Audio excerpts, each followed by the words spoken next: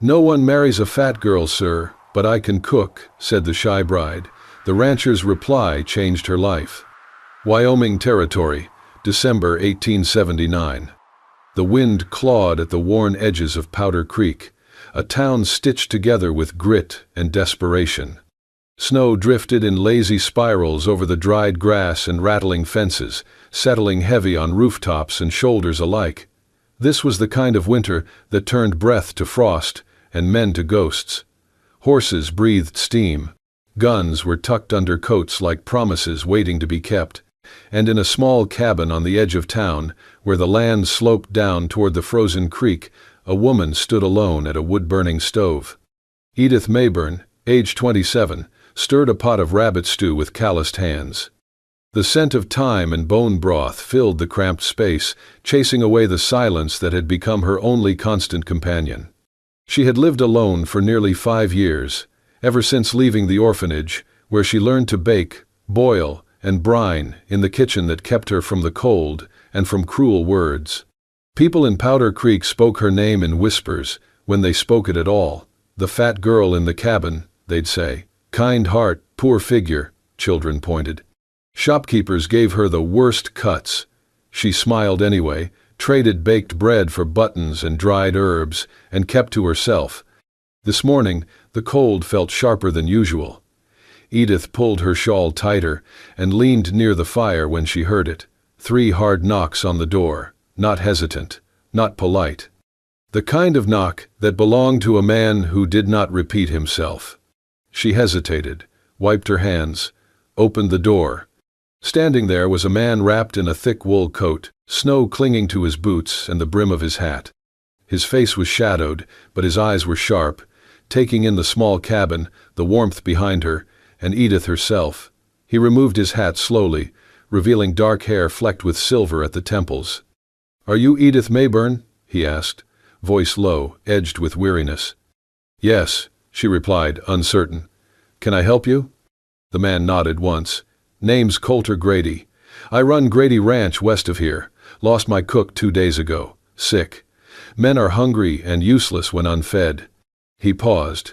"I heard you can cook." Edith's mouth went dry. She glanced back at the bubbling pot behind her, then back to the stranger.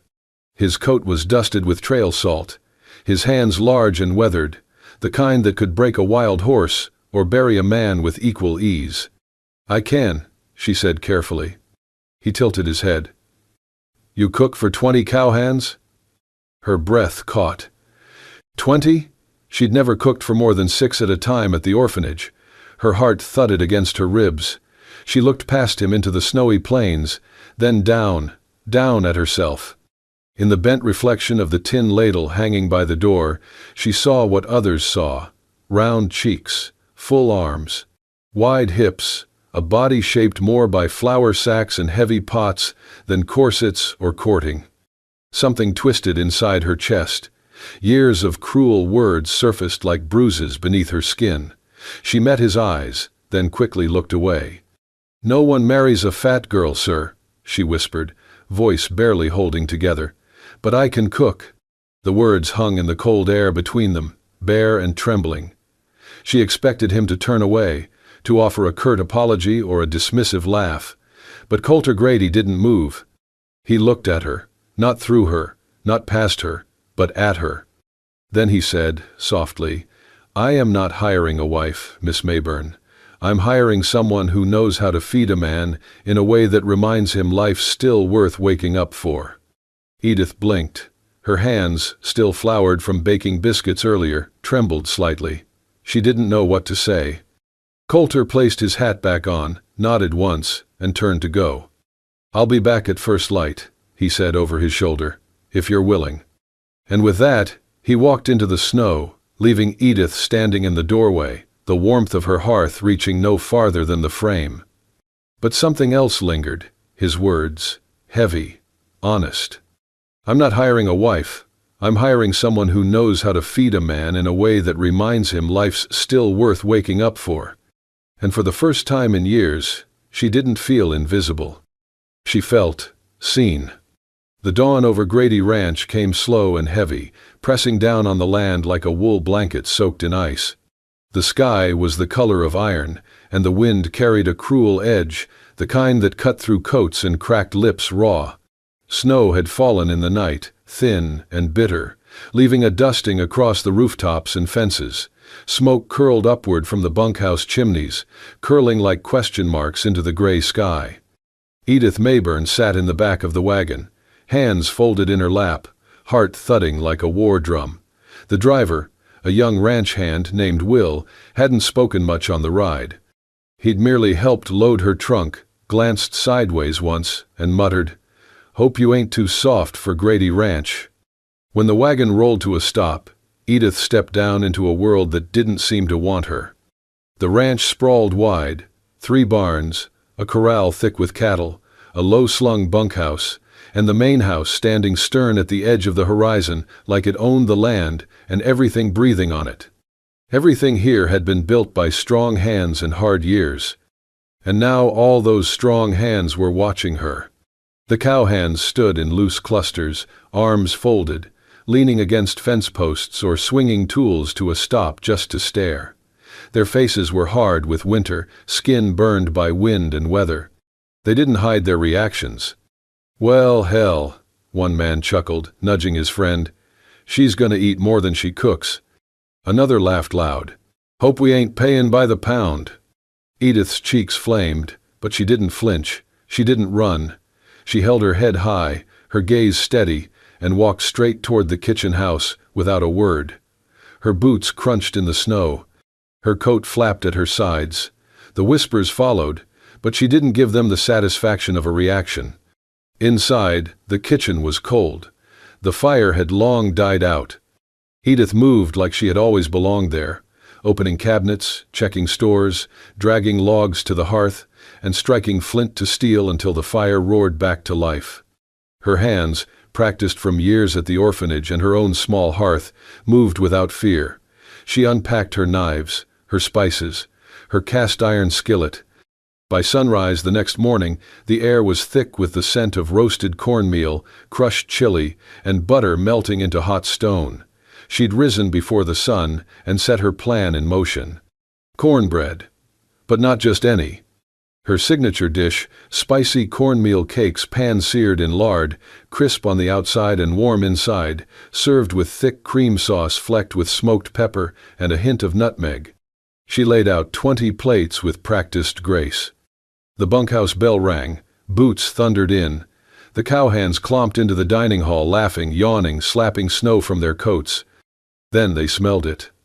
The room fell strangely quiet. One by one, they picked up their plates. No one said a word, not even the ones who had mocked her yesterday. Edith stood behind the serving table, hands behind her back, watching without blinking. She felt their eyes, but more than that, she watched their mouths. Chewing slowed, heads tilted, eyes widened. No one said anything, until one man, the one who'd made the loudest joke about her weight, walked back, plate scraped clean. He stood there for a beat, awkwardly. Then, without looking her in the eye, he held out his plate again. Said nothing. Just waited. Edith took the plate with quiet hands and spooned him another helping. Still not a word. But as he turned away, she caught the corner of his mouth twitch upward, just slightly. Outside, the sky was still gray. But inside that kitchen, something warmer had begun to rise. The first week passed in a blur of frost-bitten mornings and long, oil-lamp-lit nights. Edith rose before the roosters, often before the moon had fled the sky, and didn't rest until every last pot was scrubbed and the fire-banked embers glowed red in the hearth. But she did more than cook. She watched. She listened. She noticed. Jed, the lanky hand with a crooked nose, didn't like onions in his stew. Amos, the wiry one who rarely spoke, always rubbed his wrist when he ate. She soon realized he had a pepper allergy. And little Sam, no older than 16, always tiptoed into the kitchen past midnight for cold biscuits when he thought no one was looking. She started leaving 2 wrapped in cloth near the edge of the counter. He never said thank you, but the napkin always came back folded neatly by morning. Every man had a story in their silences. and Edith paid attention to all of them. They began to notice. The teasing died down, the jokes faded, and in their place, small gestures bloomed like desert flowers. A buttercup left on the sill. A carved wooden spoon, rough but earnest. Someone fixed the creaky hinge on the back pantry door. No one said they were sorry for how they had treated her, but they didn't have to. Edith knew the language of silence. And kindness, when it came from men who lived by guns and cattle, often came without words. Coulter Grady, for his part, said little. He ate every meal with the hands, always last in line. But every time dinner ended, and the others went off to the barn or bunkhouse, Coulter remained. He rolled up his sleeves, stepped into the scullery, and washed the dishes. Edith tried to stop him once. "You're the boss," she'd said quietly. "You don't have to." "I know what I do," he interrupted, voice low, not unkind. "You fed 'em. I'll clean after 'em." And that was that. They didn't talk much, but she began to know the rhythm of his presence, quiet, steady, unyielding. When he passed her a towel or stacked the pans with care, she felt the strange ache of something she couldn't name, taking root between them. Then came the storm. It blew in like a whisper from the north, then roared down upon the ranch with the fury of a god scorned.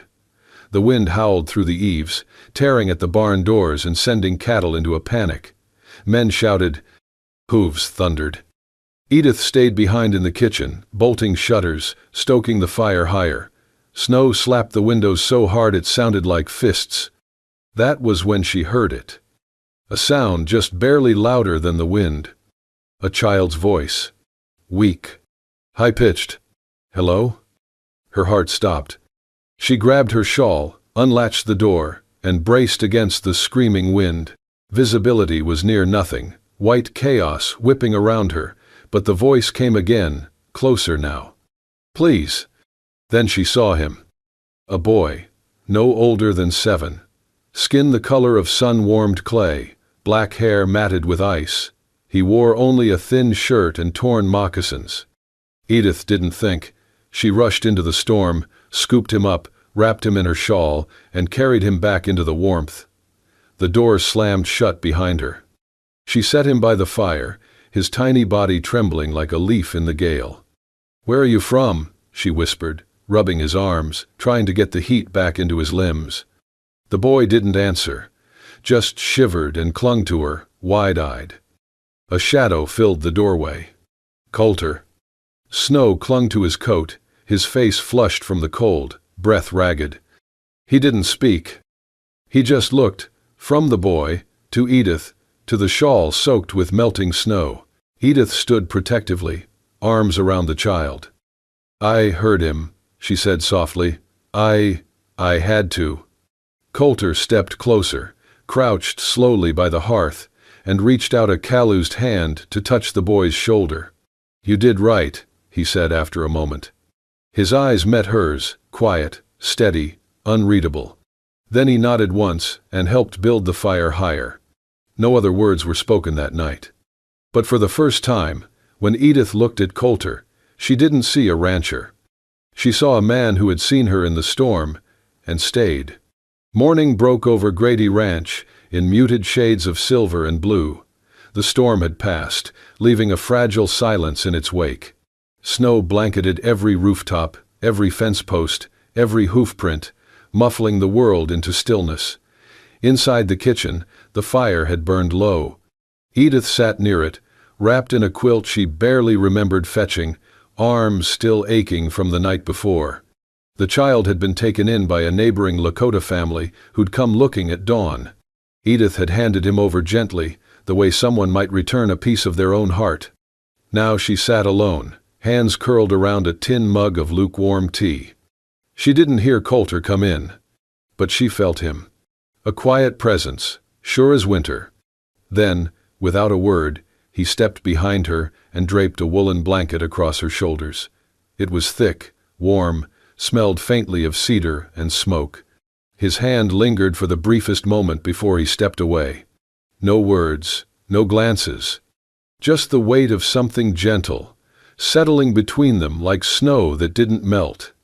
After that morning, something began to shift, not all at once, but in small, unspoken ways. They started crossing paths more often. Coulter helped her carry water buckets from the creek when the pump froze. She didn't ask. He simply showed up beside her one morning, grabbed the second pail, and walked in silence. One afternoon, they gathered firewood side by side. Edith slipped in the slush and let out a startled laugh as she tumbled into a snowbank. When she looked up, Coulter was smiling, not a full grin, but the ghost of one, real and rough and fleeting. Later that week, a barn cat leapt into an open sack of flour, sending white powder everywhere. Edith gasped. Coulter blinked. Then, he chuckled. Low and warm. They laughed until tears burned their eyes. For once, it didn't matter that her cheeks were red, or that her apron no longer looked tidy. She laughed like a woman who hadn't been laughed with in years. But for Edith, the change was more than shared chores or soft glances. It was the way her hands trembled when he passed her the bread knife, the way her chest tightened when he looked at her and didn't look away, the way she caught herself hoping he'd stay just a moment longer each time he entered the room. She'd never had that before. Not from any man. Not from anyone. She'd always been the cook, the helper, the quiet one in the corner, never the woman someone saw. Until now. And that terrified her. That night, snow still clung to the edges of the roof as the moon rose in a wide, pale sky. Edith went out to the storage shed to fetch dried herbs. The cold bit through her shawl, and she fumbled with the latch. Edith! She turned. Coulter stood there, lantern in one hand, the other holding something wrapped in oilskin. I was looking for you. She straightened, trying to read his face.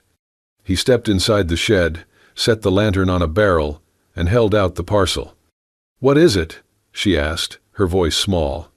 He unfolded the oilskin carefully, revealing a worn leather notebook. The edges were scuffed, the corners dog-eared, the cover soft from years of touch.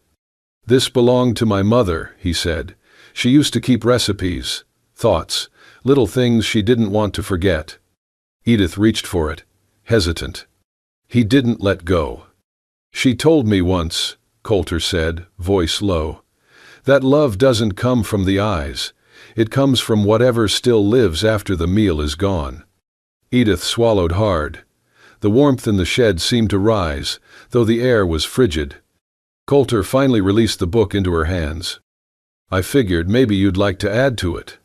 She looked down at the notebook, then back up at him. His face was quiet, steady, but his eyes held something raw, something real. Edith nodded slowly. Thank you, she whispered.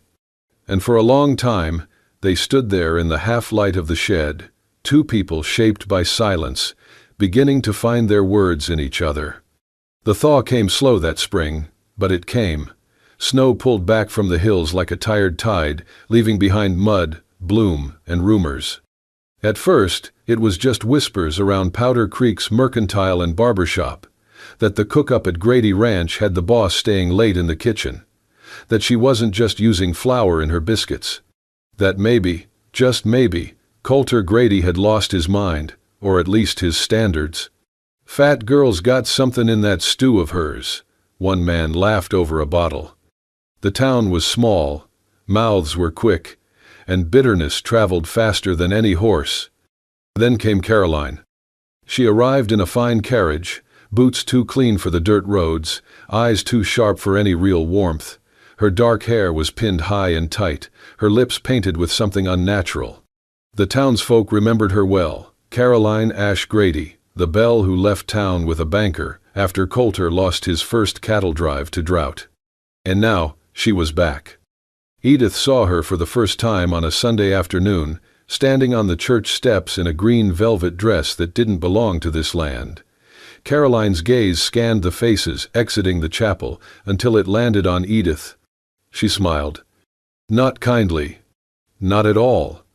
The next day, Caroline rode up to Grady Ranch without warning. She stepped out like she owned the soil, waving at the hands who paused mid-task to stare. Coulter met her on the porch, arms crossed. Whatever they said, it was quiet, tense. Then Caroline marched toward the kitchen. Edith had just pulled a pie from the oven. Their eyes met. Caroline looked her over once, slowly, like a seamstress measuring a sack. "So, this is who you settled for," she said, voice loud enough for the stable hands to hear. "I suppose, when a man's pride breaks, he reaches for comfort food." Edith said nothing. Her hands gripped the counter behind her. Her heart was a hammer in her chest. "You know what they call you in town?" Caroline's smile widened. "The hog with the hearth, a pig in an apron." "As I." Laughter floated in from outside. Edith didn't know if it was for her. It didn't matter. She turned away, ran out the back door. She didn't stop until she reached the edge of the woods, where the snow still lingered in patches. She collapsed beside a stump, trembling. Breath caught in her throat like a sob that wouldn't come. She had tried. She had been kind, quiet, hard-working. And still, it wasn't enough. Maybe it never would be. She didn't hear the approaching steps. "Edith." She turned. Coulter stood there, face dark, with something not quite anger but close. She wiped at her cheeks. "I should go," she whispered. I ain't worth this mess." He shook his head. "You think I care what that woman says?" "She's beautiful," Edith said bitterly. "You loved her once." "I thought I did," he replied, "before I knew the difference between being wanted and being used." Then he stepped past her, back toward the ranch house. She followed, half in fear, half in awe. He walked straight into the courtyard, where half the hands had gathered near the barn, where Caroline still stood as if she'd never been dismissed. Coulter stopped in the center of them all. Raised his voice, not loud, but steady. "Caroline," he said, "you left me because I didn't have enough money. Edith stayed because she has enough heart." A murmur rippled through the crowd. He looked around, eyes fierce. "Any man here who mocks the woman who's fed him for months can come find a new place to work." Silence. Even Caroline froze. Coulter turned back to Edith. And in front of everyone, every smirking hand, every wide-eyed onlooker, he took off his hat, stepped close, and said, "You want to go, Edith. I won't stop you. But if you stay knowing I choose you. Not out of pity, not because of what you cook, but because you're the only person who's ever looked at me and seen the man I could be." Her breath caught. The tears returned, but not from shame. And behind them, the ranch was still. The rains came late that spring, and with them, something far worse. It started with one of the younger hands, a wiry boy from a neighboring ranch. He collapsed after breakfast, shaking and feverish. Then 2 more fell ill by sundown. By morning, half the bunkhouse was moaning in their cots, sweat-soaked and pale. The doctor from Powder Creek came once, left twice as quick. "Bad meat," he said. "Probably came in with the last supply wagon from Dunlow Ridge. It's spreading fast. Keep them hydrated. Pray they hold on." Prayers were scarce out on the frontier. What the ranch had was Edith. She rolled up her sleeves, tied a rag over her mouth, and lit every burner in the kitchen. 3 nights. No sleep. No stopping. She boiled oats into thin porridge, mixed powdered charcoal into tonic water. Took advice from the Lakota woman who lived upriver. Boil willow bark, use yarrow, make tea from sage and birch. Edith scribbled down recipes with shaking hands, her apron stained with broth and fever sweat. Coulter helped where he could, carrying buckets, cleaning bedpans, holding heads as the sick heaved. But the kitchen, the heart of it all, that was Edith's. She didn't leave it. Not even once. Until her knees gave out. It was the 4th night. She was ladling soup when her vision blurred. The spoon clattered to the floor. She grabbed the edge of the counter, but her body gave up before her will did. She fell hard, the world spinning, her breath shallow. When she woke, the light was soft. A quilt was tucked up to her chin. The fire glowed low. And Coulter was there, sitting beside her on the floor, back to the hearth, elbows on his knees. He looked tired. But something else lived in his eyes too, something gentler. She tried to speak. He hushed her with a slight shake of his head. "You saved him," he said quietly. "Every one." Her lips trembled. "I couldn't do more." "You did everything." He reached for her hand, calloused fingers curling around hers. "I watched you wear yourself thin for men who used to laugh at you, for a ranch that wasn't ever kind, for a man who took too damn long to say thank you." She blinked against tears. Coulter's voice dropped, barely more than breath. "If you're the hearth that keeps this place alive, then I'll be the roof." He squeezed her hand, gently. "I'll keep the storm off your back, I swear it." Edith didn't answer. She couldn't. Not with words. But her fingers curled into his, and in the silence that followed, something stronger than fever passed between them. By midsummer, the ranch had returned to its rhythm, hooves pounding earth, hammers echoing off barn walls, laughter rising from the bunkhouse like smoke from a fire. And Edith was walking again. Her strength had come back slowly, but each day she moved steadier, her color brighter. The hands stopped her in passing, with shy nods and awkward praise. A few even brought gifts, wild plums, a polished button, a carved spoon shaped like a heart. But it was the apron that left her speechless. One morning, after breakfast had been served and dishes cleared, she found it folded neatly on her work table. A deep green apron with soft linen ties, and stitched across the front, in careful thread, "The Keeper of Home's Taste." Beneath it, every hand had signed their name, even little Sam's, in crooked scrawl. She pressed it to her chest, and for the first time in her life, felt not just seen, but wanted. That evening, just before sundown, Coulter found her behind the barn feeding the chickens. "Come with me," he said. She followed him up the ridge that rose behind the ranch, the same one where the winter storms once rolled in like ghosts. Now, it bathed in orange and gold, tall grass whispering against their legs. At the top, the world opened wide. The ranch below glowed in the setting sun, fields stretching out like patchwork, smoke curling from chimneys, cattle grazing lazily in the distance. Edith breathed it in, eyes damp. "I come here when I forget why I started all this," Coulter said quietly beside her. "But I never forget now." She turned to him. His hat was in his hands, his face more open than she'd ever seen it. "I don't want a proper wife, Edith," he said. "Not the kind folks write poems about, not someone who fits some Sunday dress size. I want someone who gives like you, who wakes up thinking about other people's hunger and ends the day full of purpose. I want you." She froze. Her voice cracked. "I've never thought I was someone a man like you could love." Coulter stepped closer, his voice low, steady. "Then let me cook us a life, Edith, one where you're never hungry for love again." The sun dipped behind the hills, casting the ranch in long shadows. But in that moment, she felt nothing but light. 1 year later, Grady Ranch was no longer just known for its cattle.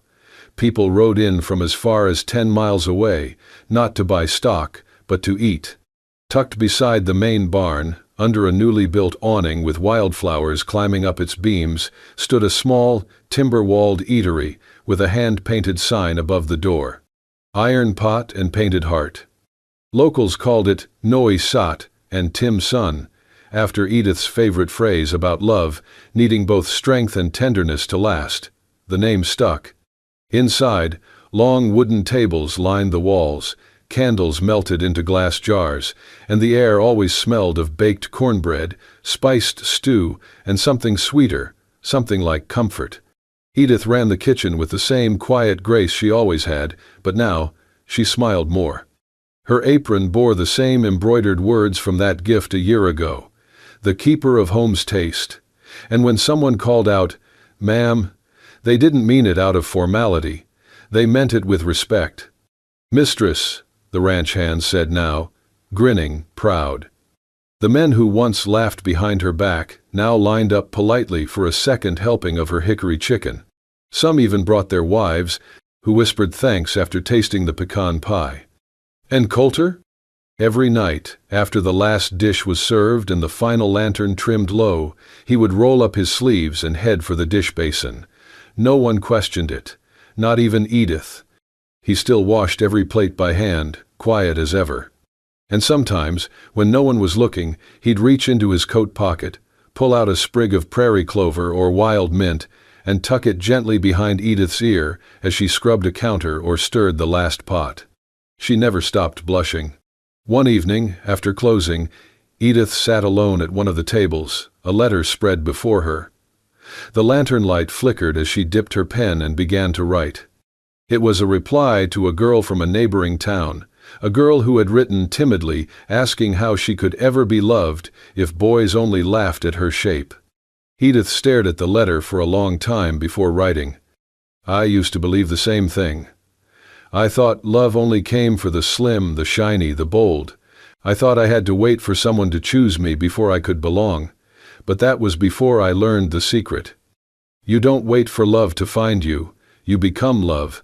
You pour it into your cooking, your kindness, your laughter, your stubborn hope. You feed the world with your fire. And maybe, just maybe, someone good will smell the warmth in your kitchen and decide to stay." She ended the letter with a smile and one last line. "Don't wait to be chosen, sweetheart. Choose yourself first, and if you're lucky, someone worthy will choose you too." She folded it, sealed it with wax, and stepped outside. Above her, the stars blinked like stories waiting to be told. And inside, the fire still burned. If this story stirred something in your heart, if it reminded you that love doesn't follow rules, appearances, or what the world says is deserving, then this is your sign to believe again. Because somewhere out there, someone is still choosing kindness, still believing in slow, steady love, still stirring the pot for more than just flavor, but for home. If you felt the warmth of Edith's courage and Coulter's quiet devotion, tap that hype button and subscribe to Wild West Love Stories. Here, we tell tales where bullets missed, but hearts didn't. New stories every week, of love that defied storms, shame, and the silence of the prairie. Subscribe now, and ride with us into the heart of the untamed West.